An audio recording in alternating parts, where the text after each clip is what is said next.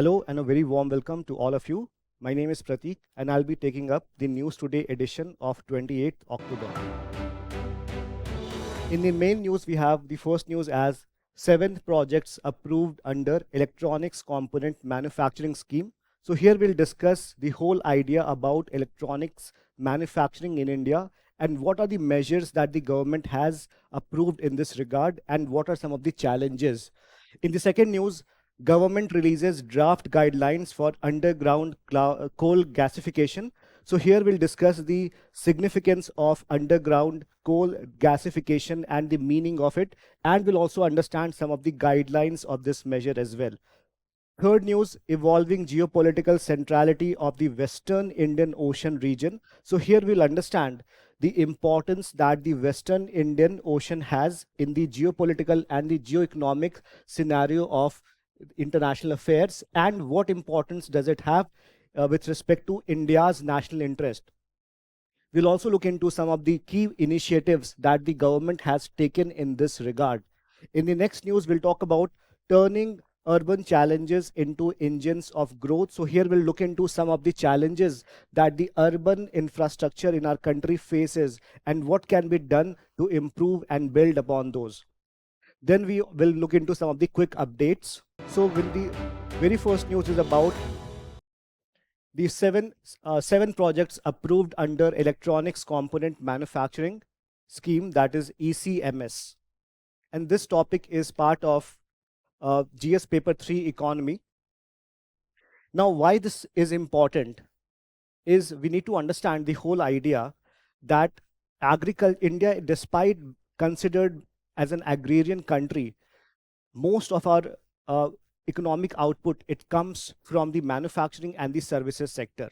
So if India has to grow in a very faster manner, then it needs to bring out its workers from the agriculture sector, which currently employs around 50%, to that of manufacturing and the services sector.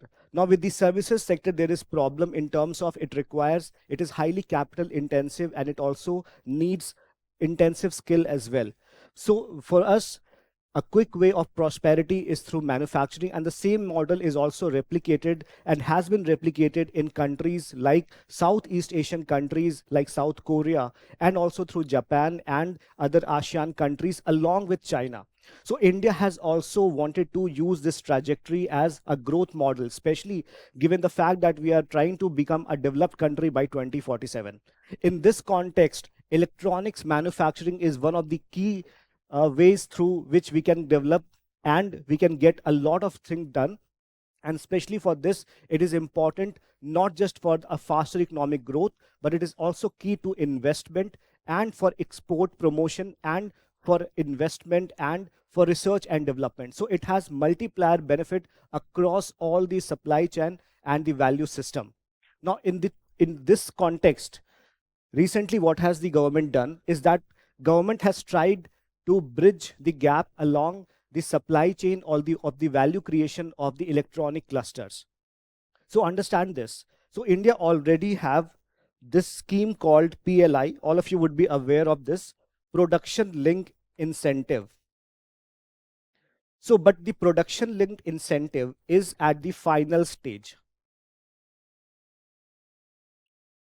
So if a company is producing, say, 10,000 or 8,000 crore worth of mobile phones, and it increases its production to 2,000 or to 10,000. So there's an increment of 2,000.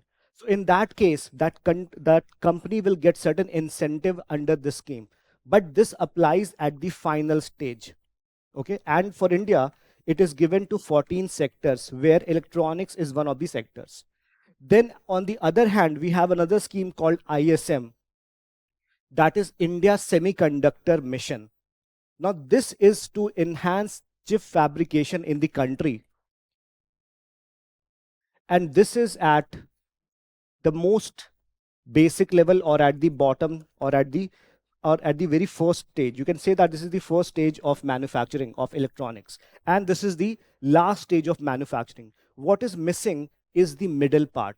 Now this component or the ECMC, Electronics Component Manufacturing Scheme, manufacturing scheme, ECMS, is going to plug this void between the final stage of production of electronics good and the first stage of the designing of chips through the ISM modules, right? So here there will be development of PCB such as printed circuit boards or through the camera modules, which are very important for the production of final stages. So earlier, India would be importing such components from other countries, which meant that somehow our PLI schemes were working, but it had certain limitation because the value chain system was not there in the country itself. Now, through this incentive, which was initiated or which was notified in August or in April 2025, now India has sought to bridge this gap. Okay. So the projects which have been announced under this, so there are 7 projects that are announced under this. 5 of these projects will be there in Tamil Nadu, 1 project will be there in Andhra Pradesh, and 1 project will be there in Madhya Pradesh. And then other projects will be subsequently decided upon. But as of now, this is the recent development and the context. And the projects will enable what they will enable: large scale production of components which are used across smartphones, mobiles, automobiles, medical devices, telecommunication, and industrial systems. So this is going to complete the loop. Okay. Now, what exactly is ECMS, or what exactly are some of the details with respect to this? So it was notified in April 2025 with a total outlay of 22,909 crore. Remember that the previous 2 schemes, they were notified in 2020 as a means of Atmanirbhar Bharat, or you can also say that they were a means for Make in India 2.0. Right? The second is the objective. What is the objective? Is to build a strong and self-sustaining ecosystem so that we are not dependent on other country for spare parts, right? For electronics component manufacturing like PCBs in the countries. And the focus is on attracting not just the domestic manufacturers, but also global investments such as from Apple and Samsung, right? Across the value chain, promoting higher domestic value addition. So this is the underlying objective behind this particular scheme. Of course, the nodal ministry is Ministry of Electronics and Information Technology, which will be coordinating with all these measures. The target segments are, it includes sub-assemblies, display and camera modules, bare components like non-surface mount devices, etc., which are frequently used along with PCBs. Now the tenure is that the turnover linked incentive is for 6 years with 1 year gestation period, and the capex incentive is for 5 years, which means that it has a sunset clause. It is not to be used indefinitely. So for 5 years, there will be some sort of incentive provided in terms of these companies who are indulging in production of these components. Now, with respect to the India's electronics sector, if you look at its contribution to the GDP, it is close to 3.4%, and electronics production has grown from 1.9 lakh crore in 2014-15 to 11.3 lakh crore, so almost from 2 lakh to 11 lakh crore in 2024-25, marking a 6-fold increase. So there's a significant increase in the electronics manufacturing. Exports rose from 38,000 crore to 3.27 lakh crore in the same period, reflecting an 8-fold jump. Now this has come in the backdrop of rise in demand for smartphones, right? Sometimes it has been projected that the import of smartphones will outpace our import of the crude oil needs, right? So it is high time that we start producing all such products in the country itself. Then electronics have emerged as India's 3rd largest and fastest growing export categories in 2024-25, rising from the 7th position in 2021-22. Now you tell me which are the number 1 and 2 products, or in terms of export, which are the 2 areas which India exports the most, right? Then India is now the world's 2nd largest mobile phone manufacturer, not just in terms of quantity, but also we have several quality products also being manufactured and assembled in the country. If you look at the other key measures that have been taken, of course, first one is production linked incentive. And how it works is that it is, if a company A is producing, say, from 800 crore in 1 year, and next year it has produced 1000 crore, then incentive will be given in terms of this difference. So out of 200 crore, some percentage, say 6% of this or 5% of this, will be given back to the company. And this is one of the most attractive incentive opportunity that India has provided. And this has turned around the electronics manufacturing sector in the country, so much so as most of the global players are now coming to India because of this scheme, right? At the same time, there are certain challenges with PLI as well, so we'll look into that as well. Second, scheme for promotion of manufacturing of electronic component and semiconductor. So this is in a way very much similar to that of the present scheme which has been launched. Then modified electronics manufacturing cluster scheme, along very much similar to this, and electronics development fund and national policy on electronics 2019. And the most recent one, as I've already mentioned, is ISM 2020, that is Indian Semiconductor Mission, right? So these are some of the key measures taken to promote the electronics sector in the country. Now, if you look at the previous year question, in fact, 2 questions have come from this topic. So it is a very important topic. So manufacturing always remains one of the important topic from the perspective of exam, and high value addition or electronics manufacturing is the next frontier when it comes to the important subjects or important topics in the exam. In this context, UPSC has asked this question: discuss the rationale of production linked incentive scheme, PLI scheme. What are its achievements? In what way can the functioning and the outcomes of the schemes be improved? So we have already discussed the rationale. The rationale is to incentivize the increase in production, not just the volume of production or in terms of the amount of investment, but it is the increased level of production that is incentivized through certain tax rebate and through certain drawbacks, right? So all go backs, right? So these are some of the rationale for this, and this is not something that India has designed itself, or it's a very new incentive. It is in fact taken from the incentives taken from from Southeast Asian countries and also from China. So they have also initiated with that, and they have also successfully used this kind of scheme. Second, in what ways can the functioning and the outcomes of the scheme be improved? So just giving incentive is not enough. It is important that the entire ecosystem is improved, which means that there has to be better logistics, then there has to be improved infrastructure, then the skill development of the workers needs to be there, then there should be some better connectivity, etc. So we can also talk about all these issues that we normally face in the manufacturing sector, and we can also put it here, right? And then as a way of improving the functioning, we can talk about the recent initiative that has been taken up, right? The second question is, India aims to become a semiconductor manufacturing hub. That is true. What are the challenges faced by the semiconductor industry? So the challenges that semiconductor industry face is essentially in terms of investment. So it requires a huge investment because the entire fabrication lab and the whole production supply chain is very extensively expensive in nature. The second thing is that it requires highly skilled and trained professionals. So there is problem of that. Then there is problem of the whole infrastructure and logistics, supply chain, etc. So more or less the challenges can be similar to that of what the PLI faces, right? Then mention the salient features of the Indian Semiconductor Mission. So I have already Semiconductor Mission. So I have already talked about some of the features. You tell me what are the other features of Indian Semiconductor Mission, right? Next news. Government releases draft guidelines for underground coal gasification.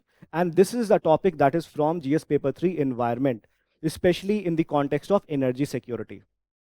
Now, the primary premise is very simple, that in order to be economically independent or to have a higher economic growth, energy is indispensable. Without energy, you cannot run your factories, you cannot produce, or you cannot go for inclusive growth, you cannot run your hospitals. So without energy, inclusive and sustainable growth and development is not possible.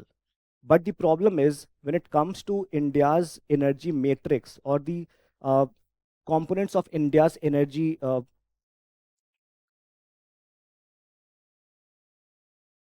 it is heavily balanced, or it is heavily biased towards coal. So India has the fourth largest reserves of coal in in the world, right? And even though India is doing really well with respect to the renewable energy production, but it is not enough. We need some energy from which is assured and which can be utilizing the coal that already India has. But the problem is coal is highly polluting in nature, and India has taken certain international obligation, including net zero production of greenhouse gases by 2070, I think. So India has certain global obligations which it has undertaken. So it needs to cut it down that. So at the same time, India cannot abandon its coal reserve. So coal gasification is something that is a way to use coal resources in India without mining it and converting it into gas, so that the wastage or the utilization or the polluting part of the coal can be reduced. So this is a very important initiative. So the coal gasification initiative is quite important and quite sustainable in nature. At the same time, unless there is proper notification or guidelines or governance, it is not going to be working very effectively. So in that context, the government has recently provided a guideline for effective, sustainable, and efficient utilization of the underground coal gasification projects. So let's take a look into what exactly are the major aspects of the UCG guidelines. So first thing is, always remember that mining requires several steps all at one time. So first there is steps that are required before you conduct the mining. Then there are certain measures that you are supposed to take during mining process, and then there are certain measures that you need to take after the mining is done. So the guidelines provide a comprehensive suggestions or comprehensive guidelines in terms of what are the several steps that the companies are, or those companies which are supposed to go into the ground coal gasification, they are supposed to do. So first thing is that they need to supposed to provide or do a feasibility studies. They need to check whether the place where they are extracting the coal, or they are going, or they are converting the coal to gas, is it seismologically stable or not, right? So that is very essential, because otherwise it may lead to earthquake and other disaster. So first thing is that you need to do a feasibility study. Second, there has to be study on groundwater. So is it going to pollute the groundwater or not, right? So all these environmental pollution or environmental conservation impact assessment has to be done before the project is conducted. The second thing is, it should require closure plan as well. So once the mining process is done, it needs to provide for ways to ensure that it is not done in an closed in an arbitrary manner. It is this guidelines provide for closure plans as well. More importantly, it also provides for post mining rehabilitation, because there would be people who would be displaced because of the coal gasification project. So what about the rehabilitation? So for that, what is done is that an escrow account is to be managed. So what is an escrow account? Escrow account is a temporary account that the companies are expected to maintain with an agency called CCO, that is Coal Control Organization. So the Coal Control Organization essentially is a regulator that oversees the working of the auction of the mines and the working of the guidelines. So within them, they will be maintaining an account where the money will be provided by the companies. These company will put these money here, and once these money is provided, then only a license will be provided to the companies, because and this money will be used for post mining rehabilitation and all the sustainability drives that is to be undertaken after the project. Now, what is CCO? It is under Ministry of Coal, and it maintains national coal production data. So what is the status of coal production? And it serves as an appellate authority for disputes on coal grade and size, right? So it is basically not just a regulatory authority, but it is also acting as a quasi-judicial body. Fine. Now, what exactly is coal gasification? Now, this is important from the perspective of prelims, right? So we need to understand what exactly goes on when it comes to the coal gasification. So it is a thermochemical process. Thermo means heat and chemical, right? So heat plus you inject certain chemical process that converts coal into syngas. So this syngas essentially means synthetic gas. It is short for synthetic gas. So you have natural gas like carbon dioxide, maybe oxygen, they are natural gas. Synthetic gas is a combination of gas which is not normally found, but they are combination of a host of other gases. So what is the composition of the synthetic gas or syngas? Carbon monoxide, hydrogen, carbon dioxide, methane, which is CH4, and etc. So all these are, this is the composition of syngas. And how it is produced? Through partial oxidation, not complete oxidation, but partial oxidation at high temperature and pressure. Okay.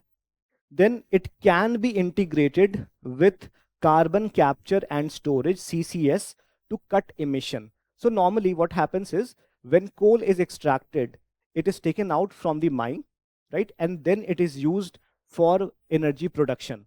But here we are not taking out the mine from the coal mine itself. Coal will be there in the mine itself, and now we are using the coal or the gases from the mine and will be using it for our various production. At the same time, the emissions can be cut down because it will be captured at the source itself.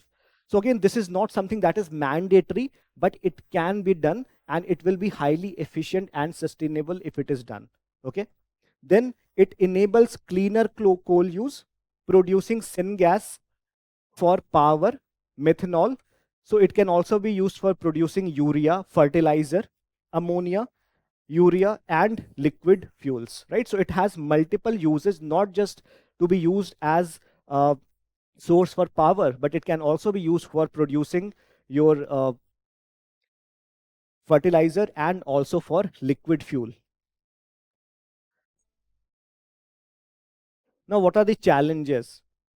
Challenges is that it requires huge project cost. We have seen how we require high temperature and high pressure. So these, to sustain them, requires a huge setup of laboratories and technology. So it requires heavy upfront investment in gasifiers, CO2 capture, and processing unit. The other problem is with respect to technology adoption, and here lies the problem that most of the global technology is there for certain other forms of coal, which is mostly ash free.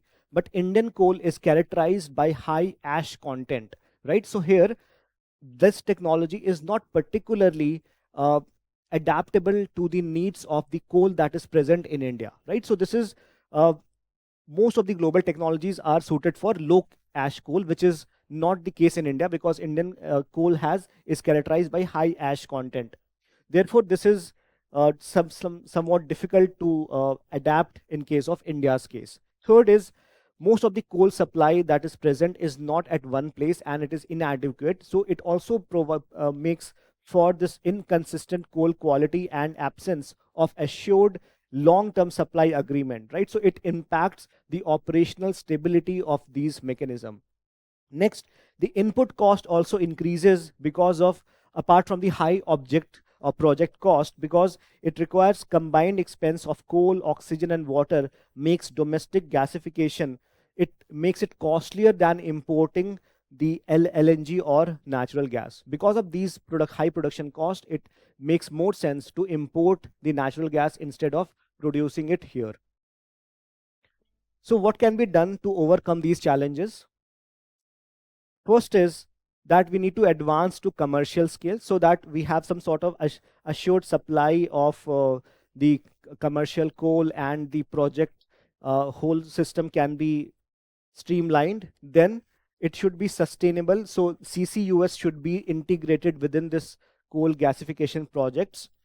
Then there should be policy push. So as the production cost is quite high, there should be some incentive like viability gap funding. In fact, we can also perhaps look for PLI, some sort of PLI sort of scheme as well. Assured coal supply, dedicated auction mechanism should be there. Then technologically fit for this circulating fluidized bed gasification CFBG technology can be leveraged for India's high ash. So this is a very important way in which we can promote for India's high ash coal characteristics. So these measures can be both long term and short term to overcome these problems that India has, right? Next topic is evolving geopolitical centrality of the Western Indian Ocean region. And the context for this is that recently China sent a new Navy fleet of escort missions in the Gulf of Aden and off the coast of Somalia in the Western Indian Ocean region. And this is part of GS paper 2 IR. In fact, there's a topic called effect of politics and political development in the important countries. So here, any development that happens in the Western Indian Ocean or Indian Ocean in general becomes important for us because it is heavily tied to our energy security. It is also a very important place where our investment goes, and it is also a site for India's diaspora. So this region becomes quite important, but let's take a look at the general importance of this region from the perspective of the world. So when we look at the importance of a place, it can be looked into a couple of parameters. First will be in terms of geopolitics, in terms of its locational advantage. Why this place is important in terms of where does it lie and the significance of it in terms of which places it has, especially in terms of choke points, right? So here, it connects key sea lanes linking the Middle East, Africa, and Asia. So here, if you look at the West Indian Ocean region, this is West Indian Ocean region. So this is from the Western Indian coast, and then it is from this region, and it is through Africa. And so this will be entire Western Indian Ocean region. And here you can see there are certain choke points. This choke point is called Gulf or Babel. This is Gulf of Aden, and this is Persian Gulf, and this is Gulf of Oman. So this is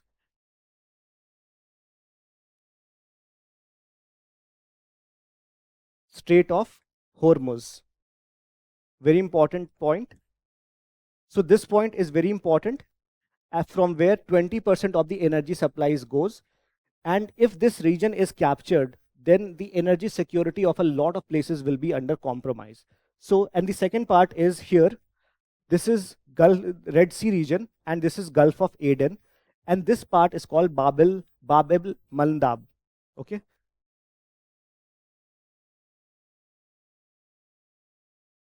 So West Asian region or the West Indian Ocean region is place of several choke points. Choke points are those points, if you occupy those points, then it will have a huge implication on the connectivity and the energy security of various countries, right? So this is a choke point because this, if this is a connecting place and this is a connecting place, so these are very important, right? So it includes important choke points like Strait of Hormuz, Bab el-Mandab, and Mozambique Channel. This is Mozambique Channel. Okay. So now you tell me what exactly is the difference between straits and isthmus. Second, energy security. So Strait of Hormuz carries around 20% of the global oil shipments.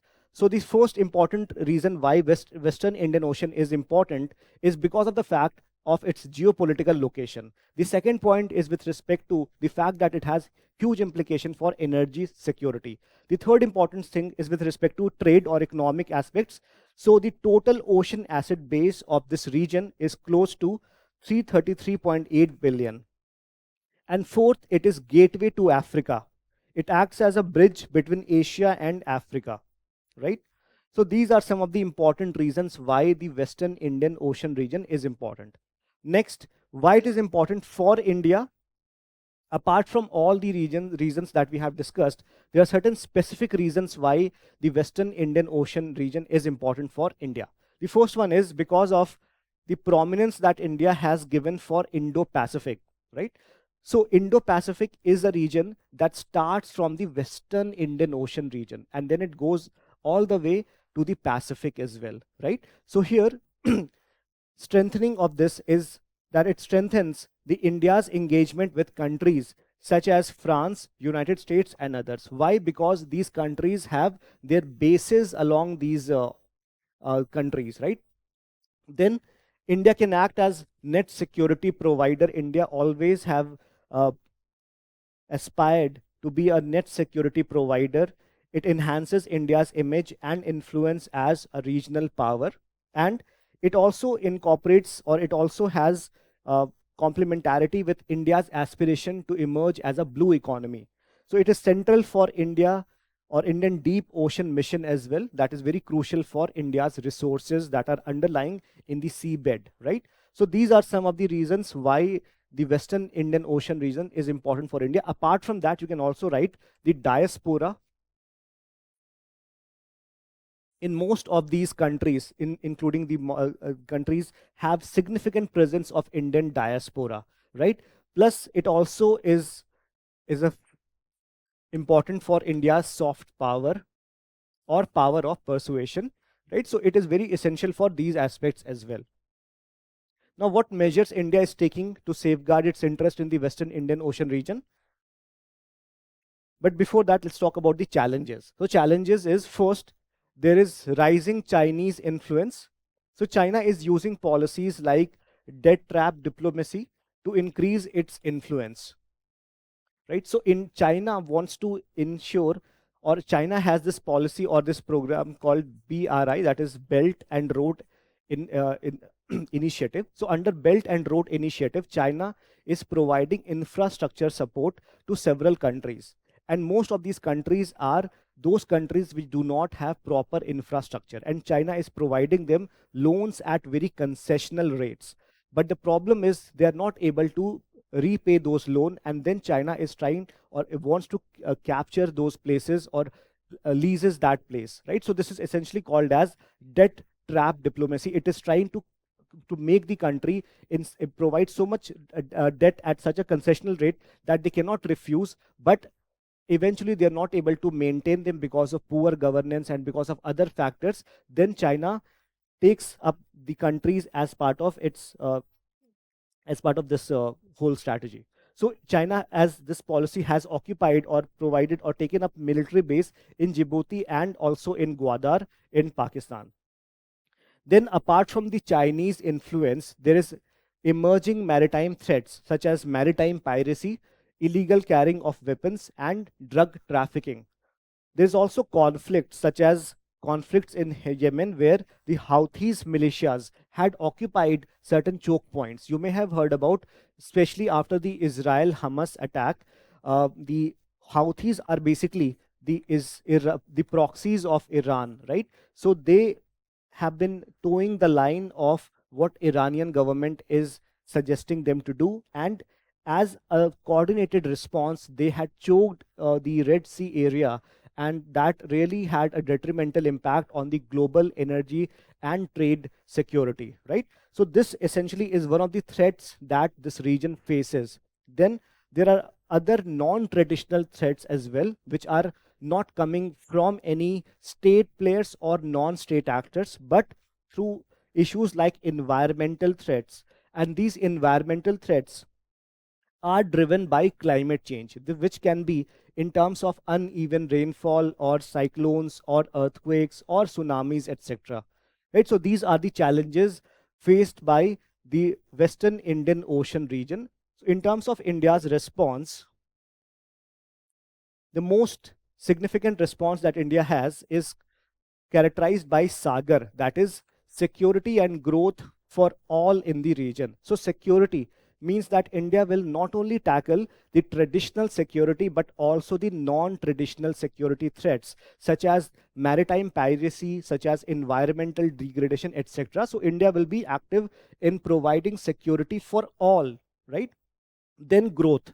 So first, India will provide security, but India will also be providing growth opportunities through various trade incentives. In fact, India provides market access to the low and develop the least developing countries as well. In fact, India is the largest provider of market, surpassing even EU and China, right? So India has a very important stake as far as growth is concerned, right?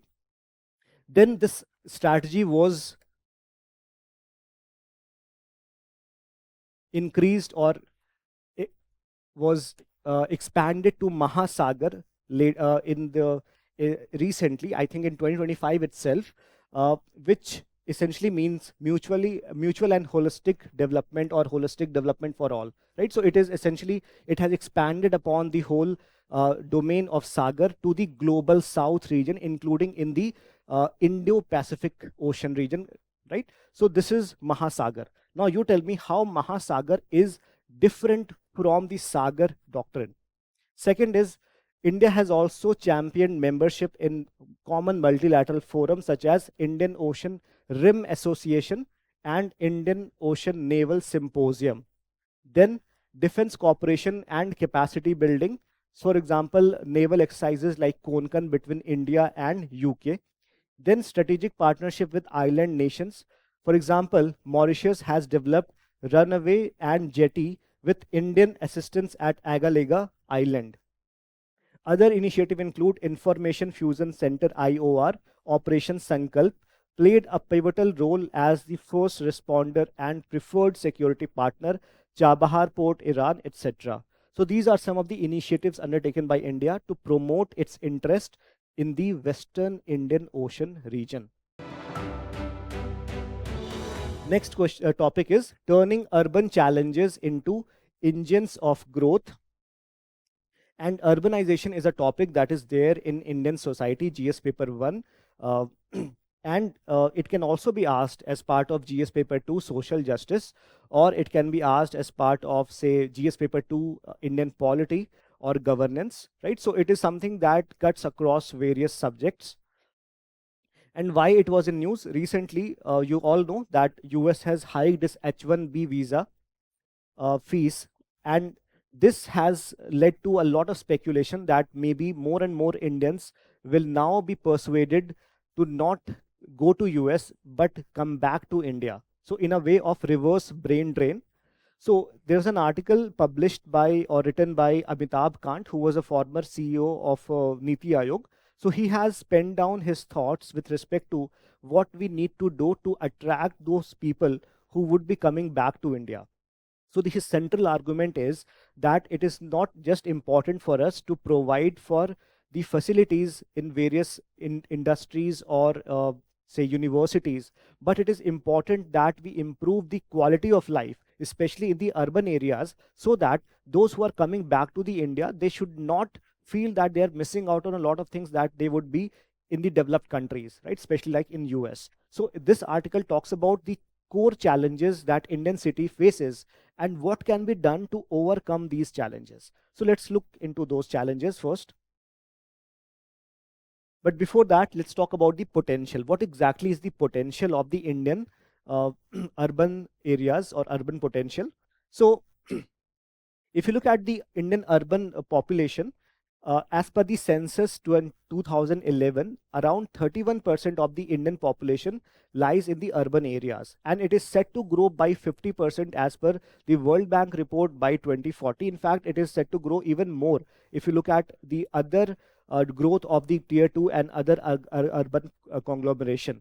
So when it comes to the economic potential of these regions, it is said that only in the 15 Indian cities contribute nearly 30% of India's GDP. So if we strengthen them, we are likely to increase the GDP growth to up to 1.5% annually. So this is a significant growth that we can get. Second, there are also future growth drivers. India already has the world's second largest urban system, and by 2036, urban areas will be home to 40% of the population. Okay. Now, if you look at the challenges, what are the challenges? See, the first challenge would be the pollution part and the mobility part.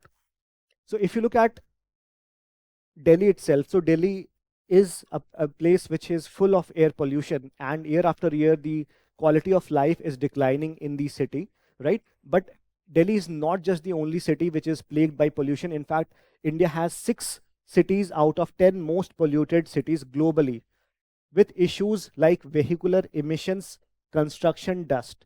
Plus, there is problem of mobility. So mobility means going from one place to the other. So for that, the public transportation is very is full of emissions, and it is not very effective. It leads to congestion, traffic problem like the traffic problem in Bangalore or in Mumbai, right? So it is, so we need some ways through which public mobility can be tackled carefully and sustainably. Second, solid waste management. Only 26% of the solid waste collected is scientifically treated, and mixed waste remains largely uncollected. So this is a problem because we have heaps of garbage that is collected and it is not properly wasted, not properly segregated. And even though India has proper guidelines in place, but still these are not implemented effectively. Third, there is water scarcity. 40 to 50% of piped water is lost due to leakages and inefficiency. In fact, there have been water shortages in metropolitan cities like Gurgaon, in Bangalore, and in Chennai, etc. Fourth, urban density and housing. So one of the key problems of the people who are living in cities is that there is lack of affordable housing. Even though there are gated communities, but they're mostly out of reach of the common people. And the affordable housing shortage here can go or could triple up to 31 million units by 2030.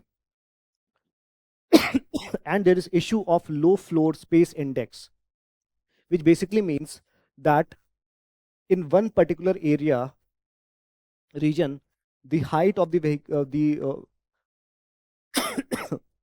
of the houses that are constructed is very less. So it will lead to increasing horizontally. The urban sprawl will increase instead of vertically integrating it. Other issues include congestion and mobility, weak local governance. So even though we have 74th constitutional amendment, we have provided for empowered people and there is supposed to be some sort of participatory governance. But most of the regulations are outdated in nature and they are not working effectively. So what are the proposed way forward? So what the author has provided as some of the way forward, and this is something also in line with what the Niti Aayog has been saying for a very long time. So let's take a look at these suggestions. First, we need to electrify the public transport. So in fact, if you have been to Delhi's roads, you would have seen several electric vehicles in buses in Delhi, and there's a scheme called Devi scheme. Maybe you have seen this. So we need to electrify the public transport and incentivized high performing cities through the Urban Challenge Fund. In fact, for this, Indore is a good example, which has been able to control or ensure that the mobility part is very well justified and done very well. And the same thing with respect to water scarcity. So for water scarcity, we need to expand the recycling and use of grey water, or the water that we have already used. We need to reuse those water through effectively recycling. And secondly, we need to increase the rainwater harvesting. We should be able to utilize them very effectively. And again, here also, we have Indore as one of the models, where Indore is called as water surplus city. Why? Because it has been very effective in recycling of water and rainwater harvesting. Then we need to adopt rational water prices so that we can incentivize those who are effectively using water, and those who are wasting water, they are forced to use water effectively.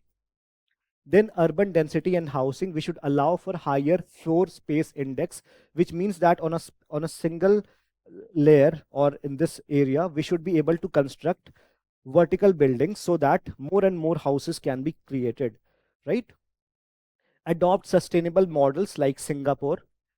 green urban model. So we should construct tall buildings, but at the same time, through the periphery, we should have certain urban, tree related spaces as well, so that it also appear as green in nature, right?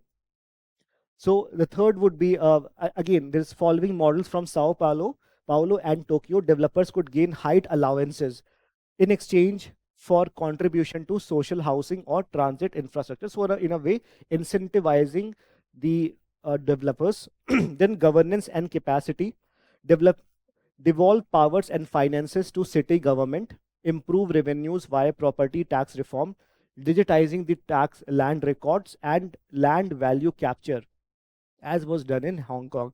So these are some of the cutting edge suggestions that can be provided to improve the city governance and especially to improve upon the ease of living in the urban areas. Now from this topic, UPSC has frequently asked questions, especially with respect to urbanization, its problems and remedies. With respect to this, this year, in fact, in 2025, there were two questions. First was with respect to how does smart city in India address the issues of urban poverty and distributive justice. So here you need to talk about smart city in terms of it, how does it issue the address the issues of urban poverty. You can talk about its integration with affordable housing, with respect to infrastructure creation, with respect to piped supply of water and governance issues, right? So you can talk about that.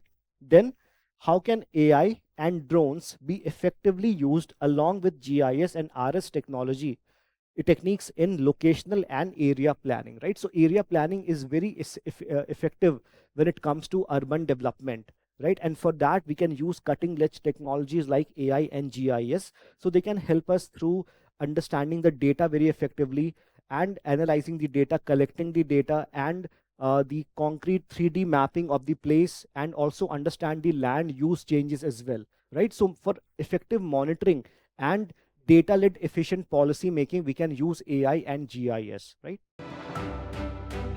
Let's now talk about quick updates. The first news here is panda diplomacy. And here, why it was in news? Because China's golden monkeys were sent to France and Belgium, fostering scientific and conservation collaboration, which is very much similar to panda diplomacy.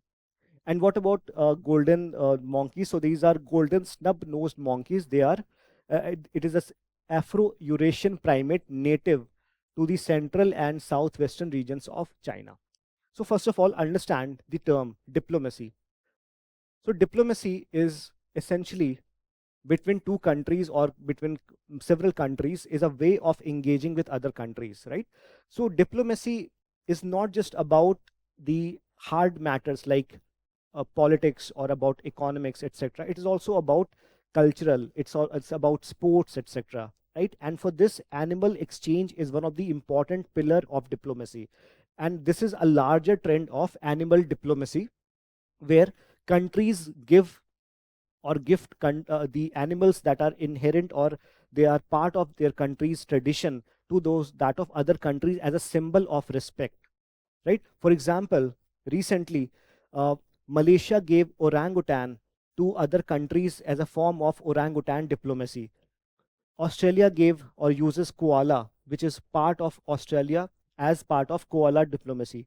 And Thailand uses elephant diplomacy. In fact, this process of animal diplomacy started way back in ancient period, and the process of panda diplomacy started in China by the Tang dynasty, Tang, Tang dynasty in the 6th century or to 9th century, things like that, right? And here the objective was to showcase that the whole characteristics that is attributed to panda is being provided to another country, which is about as a symbol of friendship, goodwill, or to strengthen diplomatic ties, right? So in fact, in the medieval Europe, European powers would give away symbols like or animals like tigers as a symbol of majesty, as a symbol of strength, and countries would give elephant as a symbol of maturity and as a symbol of might or maturity or respect, right? So this is basically about panda diplomacy. In fact, there are other forms of diplomacy as well. In fact, from China, there is also a term called wolf warrior diplomacy. Now, let me know what exactly is wolf warrior diplomacy.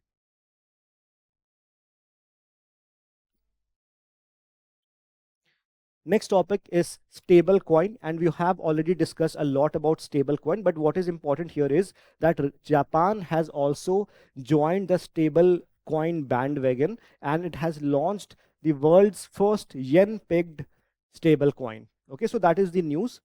Then what is stable coin? Stable coin is a blockchain based digital currency that is pegged to the fiat currency, that is the national currency of a country like yen or dollar, and the purpose is to maintain a stable value, right, to ensure that the flexibility or the vulnerability of a blockchain is Bitcoin is not there in the stable coin.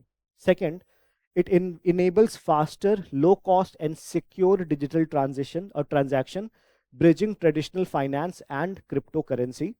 The other stable currencies are Tether. So this is the most used. In fact, 90% of these stable coins is Tether only. Then you have USD coins, etc., which are part of stable coins. Next, National Seeds Corporation. Why it was in news? Because the Union Agriculture Minister recently inaugurated National Seeds Corporation state of the art seed processing plant, and that was done here in the Rajendra Nagar only, in Pusa Center in New Delhi. So what is National Seeds Corporation?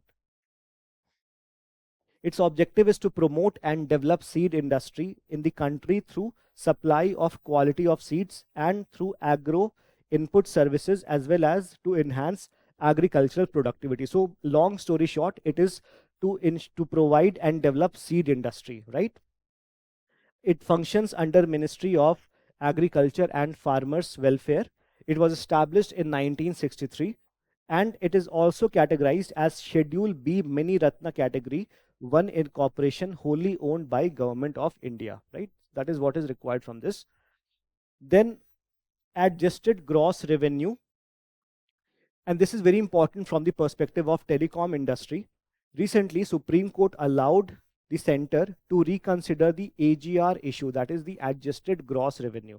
So in the telecom sector, there are two types of revenues. One is revenue that is coming from the telecom services like your calls, SMS, data, etc. Then the second one is with respect to the non-telecommunication uh, uh,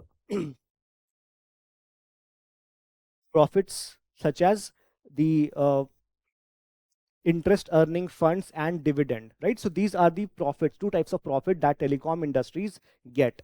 Now the question was whether the department or whether government would take profit or would use interest or take taxes from the telecom profit or the non-telecom profit only. So Department of Telecommunication had mentioned or had been in the support of taking both the support or both taxes from not just the telecom earning but also from non-telecom earning.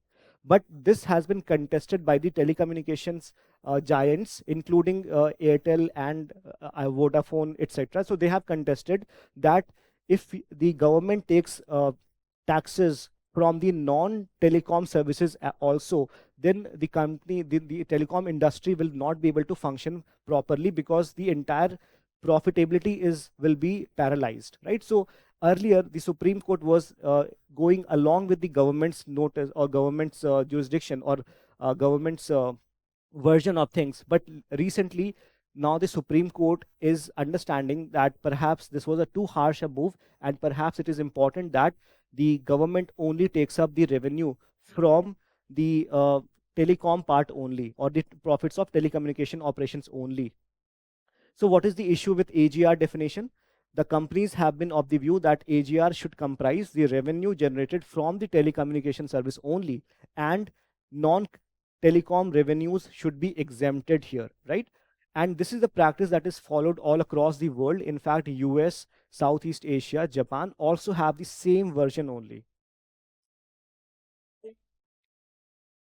Next news, digital arrest. So in this, Supreme Court has recently directed the CBI to investigate the task or had the task of probing the menace of digital arrest, especially when it comes to the people who are posing as judges and police authorities, right? Because it is not just as a matter of national security concern, but it is also proving to be in violation of rule of law, and it has also some cases. In some of the cases, the operators are working from outside the country as well. So to harmonize all these operations, the Supreme Court has decided to take this or give this task to CBI. Now, what exactly is digital arrest? Digital arrest is a scam, one of the latest or most sophisticated scam, where it is designed to extort money from victims using fear, deceit, and intimidation. The fraudster impersonate law enforcement officials such as a judge or a police officer, using threats of arrest, frozen bank accounts, and passport cancellation to coerce the victims into paying a fine or security deposit to avoid legal action. Okay. Next, UAE consensus. So, a recent UN report has highlighted that UAE consensus is a key milestone advancing the clean energy, a global clean energy transition, right? So, what is UAE consensus? It was adopted at COP28 2023. So, UAE consensus marked the first ever global stock take. So, what exactly is the status under the Paris Agreement? Energy transition, it has urged nations to transition away from the polluting fossil fuels in a just, fair, and balanced way. Third, renewable and efficiency, it has set clear goals to triple the renewable energy and double energy efficiency by 2030. Climate finance, it calls for greater adaptation support and financial reforms to help the vulnerable nations. Then there's a global goal as well to reinforce the collective aim to keep 1.5 degrees Celsius within reach and achieve net zero emission by 2050, right? So, long story short, what is UAE consensus all about? It is about global clean energy transition. That is it, right? Next, Kebul Lamjau National Park. So recently there was a study conducted by Nagaland University, and this study found a very important thing, that the land use was linked to water pollution in Manipur's Loktak Lake, which shares part with Kebul Lamjau National Park. Now, what is Loktak Lake? Loktak Lake is the largest freshwater lake in northeast India and is famous for its fumdis. So, what is fumdi? Fumdi is a term in Methi which basically means floating islands of vegetation, right? So it has some biosphere things will be just floating here, like vegetation will be floating in this, and that would be called as fumdis. Now, what exactly are some of the facts with respect to the Kebul Lamjau National Park? Because it is one of the frequently asked topics in the UPSC prelims exam, especially from the perspective of environment. First thing we need to know is that it is located in Manipur. Then it was declared a wildlife sanctuary in 1954, but it was then given the status of national park in 1977. And the most important trivia that you need to know is that it is the only floating park not in India but in the world, right? So this part is very important. The largest area of Fumdi in Loktak Lake is the Kebul Lamjau National Park. Okay, what kind of flora and fauna are found? So you have fauna in terms of bro antlered deer, that is sangai, and hog deer, otter, etc. These are found in this area, right? So this is important from prelims perspective. Then Bure Westning missile, very important news here. Russia has successfully tested its nuclear powered and nuclear capable Bure Vestic missile, right? Now, this news comes in the context of recently US has advanced or removed the sanctions on Ukraine to providing large range missiles. Now, the large range missiles, if it is given to Ukraine, then it indicates that Ukraine will be able to hit Russia where it is most vulnerable. And these areas would be including its nuclear areas or nuclear plants, and as well as its energy plants or its oil refineries or natural gas plants. So this is something which can be considered as a response of US Ukraine ties, or US advancing several large long range missiles to Ukraine, right? The other thing which is important is that the meaning of this is also very significant, because Björnvestnik basically means a bird, a certain type of bird, and this type of bird is, in a way, it foreshadows a storm, right? So essentially what it means, that whenever this bird is seen in certain part of Russia, it indicates that a storm is coming. So in a way, Russia wants to demonstrate to the world that now you should be ready for a storm to come in the coming future, right? So what exactly is this missile? This is also called as SSC X9 Skyfall. It is one of the 6 strategic weapons of Russia's new generation nuclear arsenal. Now, again, there is one more important significance of this, is that recently Donald Trump has talked about Golden Dome project of US, which means that the US is very much immune from the missile attack of any country in the world. But this missile is designed to go around the even the Golden Dome or dome of US, right? So it has a potential to attack US as well, right? Then it is a long range, low flying, nuclear powered cruise missile. So nuclear powered means that it can stay in the sky or in the range for a very long period of time. Then it is a cruise missile, which means that it can be controlled. It is powered by jet engines for continuous flight throughout their journey. It can be actually controlled really well. Now you tell me how cruise missiles are different from ballistic missiles. Next news, Gyan Bharatam mission. And why it was in news? Because the government has recently signed MOUs with 17 institutions to expand work under the Gyan Bharatam mission. So what is important from this is what exactly is the Gyan Bharatam mission? So the vision of Gyan Bharat mission is to preserve, digitize and disseminate what India's manuscript heritage, and within doing so it will be reviving its cultural knowledge traditions for future generations, right? So that the future generations can also understand and read and have a good idea about the rich traditional knowledge that India had. Now, what exactly is a manuscript? A manuscript is a handwritten composition on paper, bark, palm leaf, etc., dating back at least 75 years, that has significant scientific, historical, or aesthetic value. The key objectives of Gyan Bharatam mission: first, digitize and catalog over 1 crore manuscripts across the country. Second, once it is digitized, then it establish a national digital repository of manuscript. Third, integrate AI, OCR, and blockchain technologies for smart access, transcription, and provenance, so that we can understand things, not just what it is written, but we can also properly search them and use it for any other purpose, including for the purpose of patenting as well. Then the nodal ministry is Ministry of Culture, and the strategic pillars are scholarly leadership, technological integration, capacity building, public engagement, etc. Right? So important from the perspective of GS Paper 1 Indian culture. So that is it for today's news today.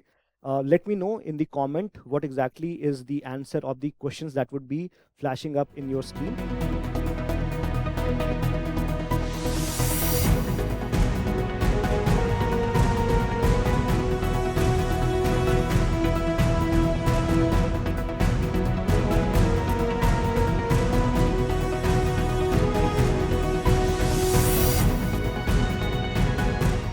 And that is all from my side. All the best.